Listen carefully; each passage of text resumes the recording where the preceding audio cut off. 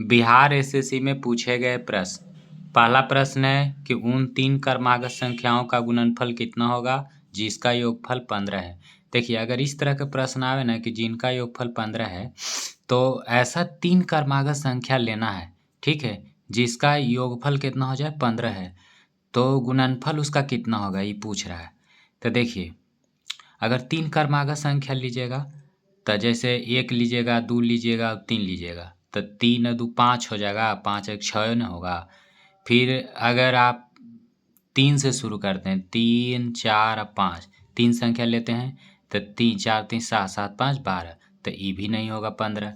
फिर अगर 4 से लेते हैं तो 4 5 और 6, तो इसको जोड़ के देखिए, 5 4 9, 9 और 6 15, यानी इसको जोड़ने पर कितना आ रहा है 15 आ रहा है। मतलब ये 3 संख्या है, यही 3 संख्या है लगातार, ठीक है। अब इसी 3 संख्या को क्या कर दीजिए, गुना कर दीजिए, 4 गुने 5 गुने 6, क्योंकि पूछ रहा है कि 3 क्रमागत संख्याओं का गुणनफल कितना होगा।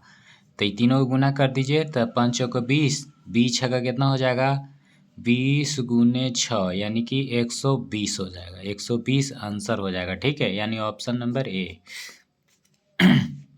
दूसरा क्वेश्चन देखिए, एक संख्या का 51% 714 है, तो इस संख्या का 39% क्या होगा।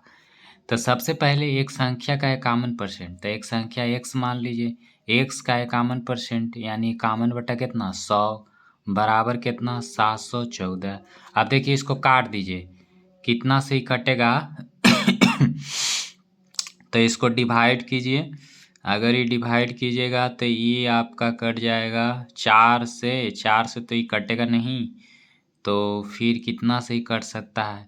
इसको पहले आप भागा दे दीजिए, है ना, 51 में 714 से भागा दीजिए, एक बार में ही लगा दीजिए 51, ये 0 आ जाएगा, ये कितना आ जाएगा 2 आ जाएगा, ये ऊपर से उतर जाएगा 4। तो इसको आप कितना बार में 4 बार में लगा सकते हैं, यानी कट जाएगा कितना बार में 14 बार में ही कट जाएगा। तो x बराबर आ जाएगा 14 गुने 100 यानी 1400। अब इस 1400 का 39% पूछ रहा है, तो 1400 का 39% निकाल दीजिए, 39/100। देखिए, 2 जीरो से 2 जीरो कैंसिल कर दीजिए, क्या बचा 14 गुने 39। अब 14 गुने 39 को गुना कर दीजिए 39 में 14 से, है ना, तो 9 चौका 36 की 6 हाथ में 3 चौते 12, 3 15, 9 एकम 9 और 3 एकम 3, तो ये हो जाएगा 6, 9 5 14 की 4, ये हो जाएगा 3 1 4 1 5, 546।